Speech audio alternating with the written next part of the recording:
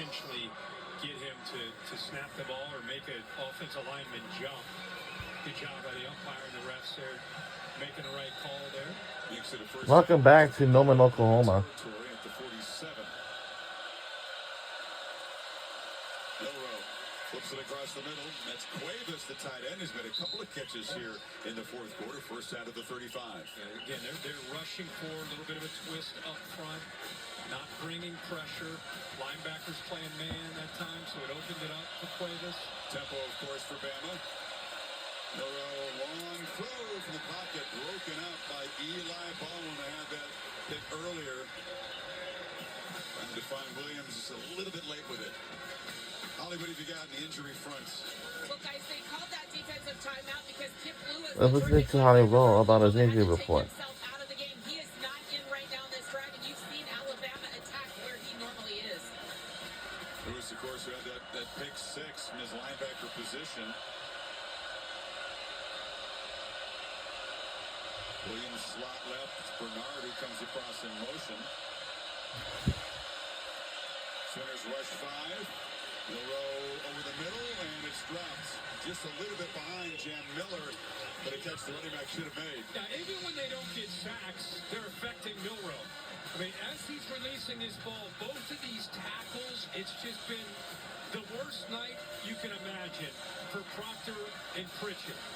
Every single time there is pressure to the outside, and as he released the ball, he was feeling it on his left side. They had a lot of room on that underneath route there to Miller out of the backfield. It was a great route. He just didn't quite have enough time. Like I said, it's hard to get downfield when your quarterback has less than 2.5 seconds to throw a football. 3rd and 10. Has time here. They rush forward, trying to find Bernard on the sidelines. There's a flag out. Holding zone here. Trace Ford again made penetration. Yeah, there was contact on Milroe after he threw the football. It's like it is the hold. Well, it's 3rd and 10 and incomplete. You'd think they'd decline the hold. Holding.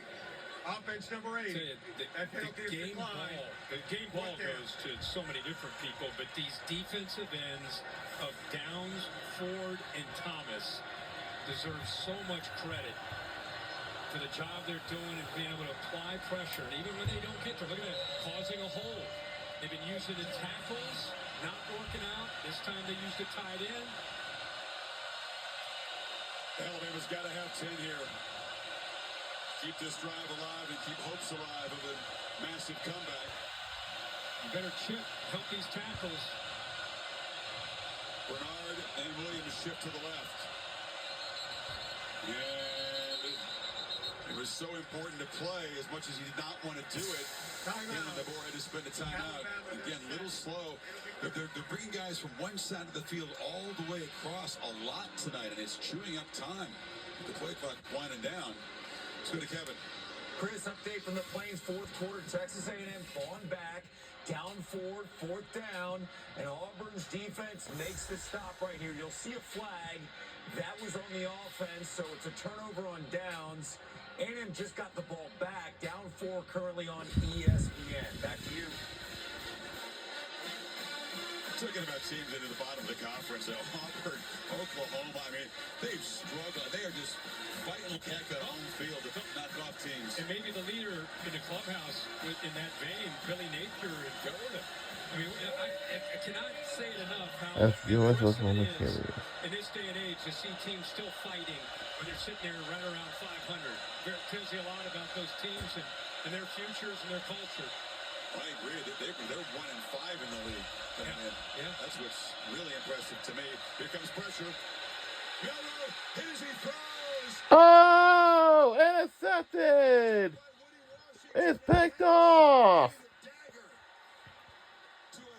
Woo!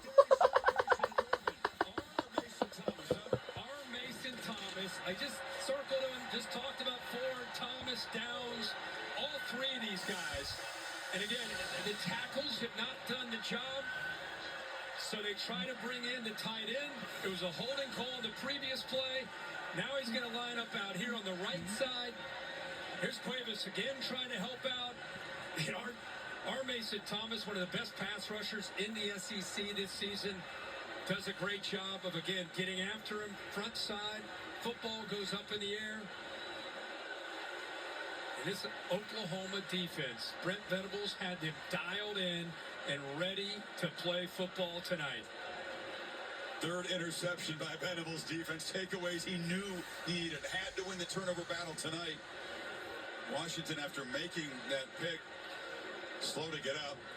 Attended to by the athletic training staff. I saw Danny Stutzman down on one knee after that play. I wasn't sure if he was shaken up or if he was just taking a moment to take in what this night has meant.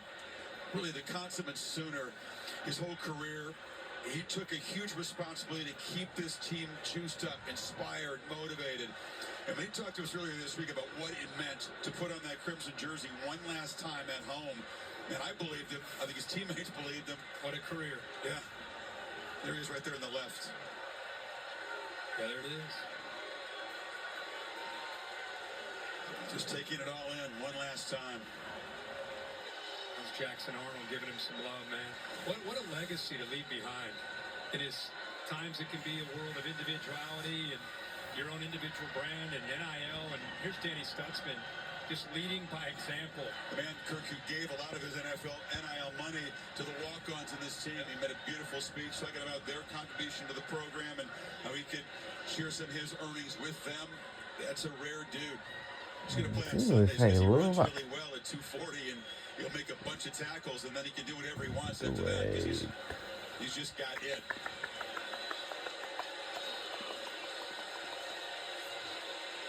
Three second-half interceptions by this Oklahoma defense.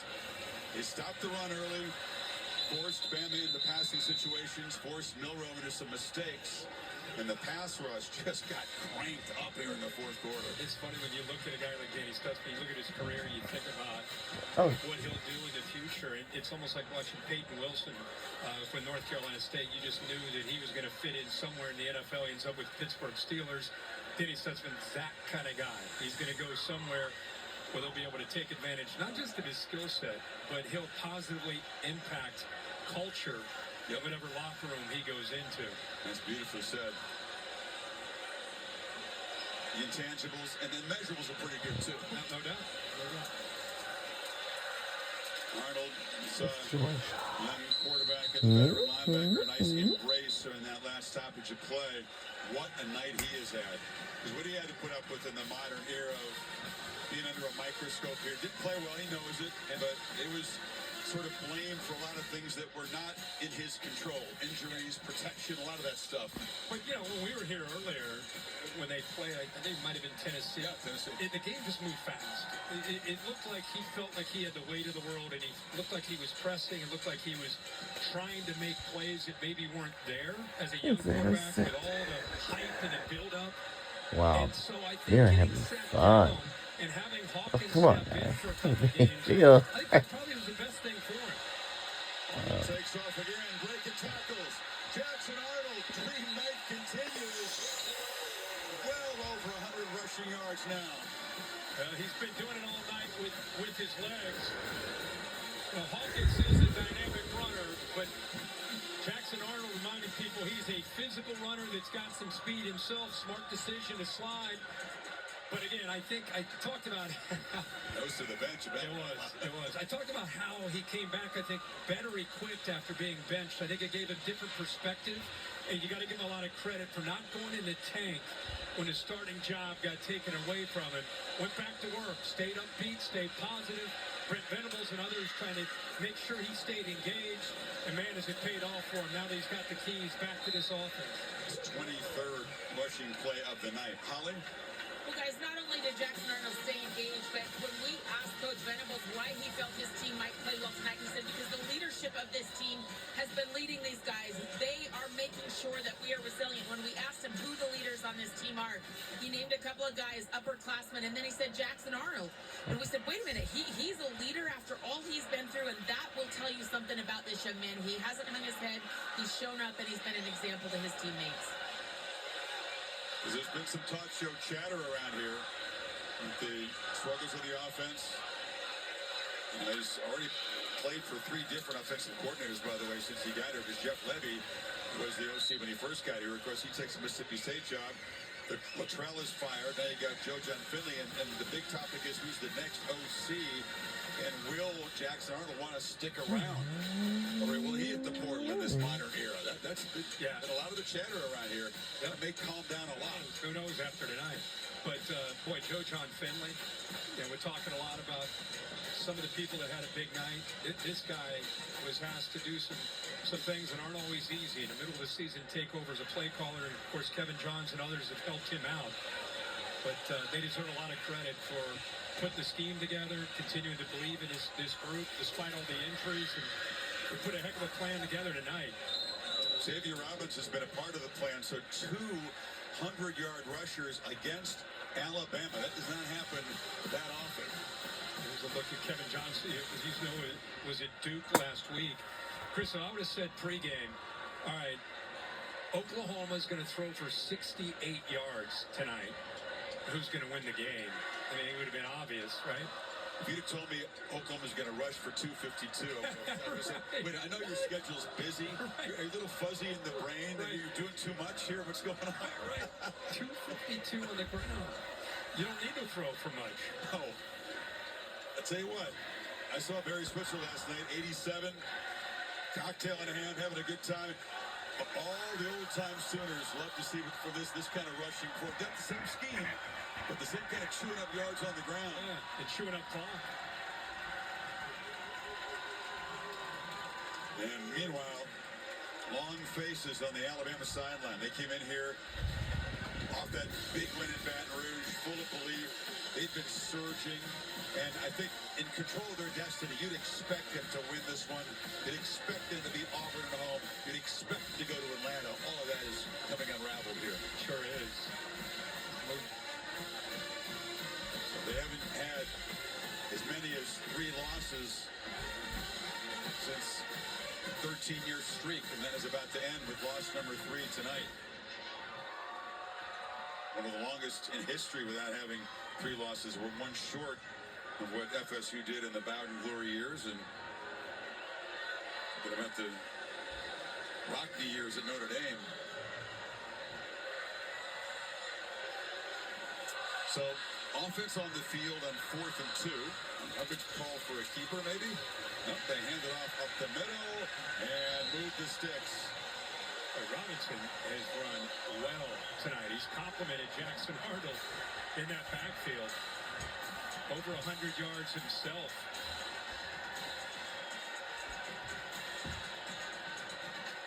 Now, this has been a lot more than a sentimental send-off for these Oklahoma Sooners. This has been a celebration a long time in the making. 2 minutes to play.